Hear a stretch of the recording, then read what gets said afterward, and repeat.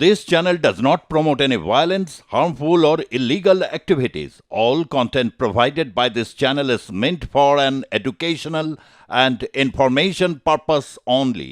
বাংলাদেশে হিন্দু সহ সংখ্যালঘুদের বাঁচান এমন আরতিতেই গেল ট্রাম্পের কাছে চিঠি। বাংলাদেশে যে অত্যাচার, যে নির্মম অত্যাচার চলছে সংখ্যালঘু হিন্দুদের ওপর, তার থেকে এবার মুক্তি পেতেই এরকম কাতর আর্জি। ডোনাল্ড ট্রাম্পের হস্তক্ষেপ চেয়ে আবেদন বাংলাদেশে হিন্দু বৌদ্ধ খ্রিস্টানদের সংগঠনের তরফে। আপনারা জানেন 20শে জানুয়ারি শপথ গ্রহণ করতে চলেছেন, আরো একবার একেবারে শাসনকালে ফিরতে চলেছেন, মসনদে বসতে চলেছেন ডোনাল্ড ট্রাম্প। তার জয় তো ঘোষণা হয়েই গেছে, এবার শুধু শপথের অপেক্ষা। এরপর কি তাহলে বাংলাদেশের ছবিটা বদলাবে ট্রাম্পের হস্তক্ষেপে? কথা বলবো, আমাদের সঙ্গে প্রাক্তন সেনাকর্তা কর্নেল সৌমিত্র রায় রয়েছেন। কর্নেল রায়, ট্রাম্পের হস্তক্ষেপে যে বাংলাদেশ কিছুটা ঠান্ডা হবে, কিছুটা জব্দ হবে, এ তো আপনারা বহুবার বলেছেন। এবার হিন্দু বৌদ্ধ খ্রিস্টানদের সংগঠন, বাংলাদেশের এই সংগঠনের তরফে আমাদের এবং বাংলাদেশে হিন্দু নিপীড়িতদের বাঁচান, এই মর্মে আবেদন, হস্তক্ষেপের আবেদন চেয়ে ট্রাম্পের কাছে চিঠি। কতটা গুরুত্বপূর্ণ? সত্যি কি ট্রাম্প শেষ ভরসা? না, এটা অত্যন্ত গুরুত্বপূর্ণ একটা ডেভেলপমেন্ট স্মৃতি।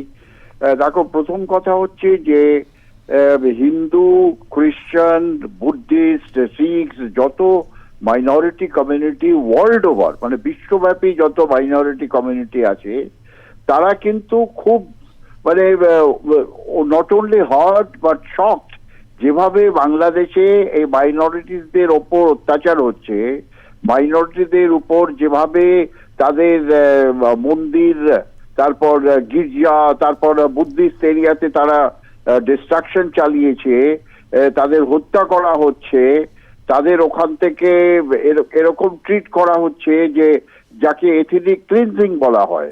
এটা কিন্তু পুরো বিশ্বের মধ্যে যারা এই মাইনরিটি কমিউনিটির মধ্যে যে নামগুলো আমি বললাম, তারা কিন্তু ফলো করছে। আর এটা শুধু ডোনাল্ড ট্রাম্পের কাছেই অ্যাপিল গেল না, এর আগে ইউনাইটেড নেশনসেও কিন্তু জিউরিকে গিয়ে কিন্তু এই ধরনের মেমোরান্ডাম দেওয়া হয়েছে কি আপনারা ইন্টারফিয়ার করুন যেভাবে বাংলাদেশের ওপর এথনিক ক্লিনজিং হচ্ছে।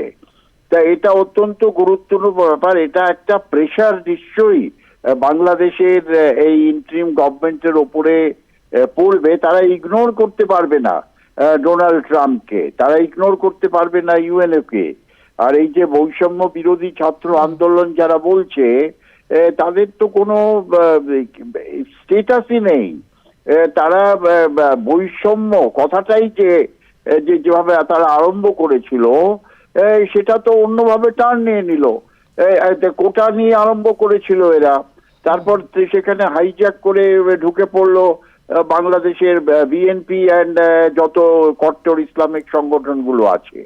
তা অবভিয়াসলি এটার কোনো ভ্যালু নেই। কিন্তু যেভাবে অ্যাপিল ডোনাল্ড ট্রাম্পকে করা হয়েছে, Donald Trump ultimately he will be the most powerful president of most powerful country in the world.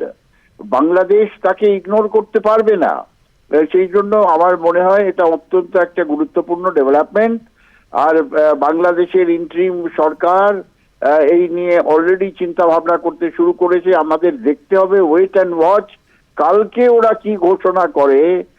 যে হইচই করছে যে ওরা সেখানে তাদের সংবিধানকে বদলে নতুন করে সংবিধান গঠন করে সেটা অ্যানাউন্স করবে, সেটা কিভাবে ডেভেলপ করে কাপল অফ আওয়ার্স, কয়েক ঘন্টার মধ্যে আমরা বুঝতে পারবো।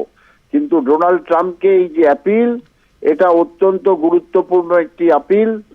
এটাকে ডোনাল্ড ট্রাম্প আর তার সঙ্গে তুলসী গাবার্ড, যিনি এখন প্রায় 18টা বিশ্বের ইন্টেলিজেন্স এজেন্সিকে কন্ট্রোল করছে, তিনি কিন্তু চুপ করে থাকবেন না। তাকে Tulsi Gabbard herself is a Hindu, সনাতন হিন্দু। উনি এটা পার্সোনালি নেবেন যে এই অ্যাপিলটা যেটা করা হয়েছে সেটার উপরে আমরা অ্যাকশন করব।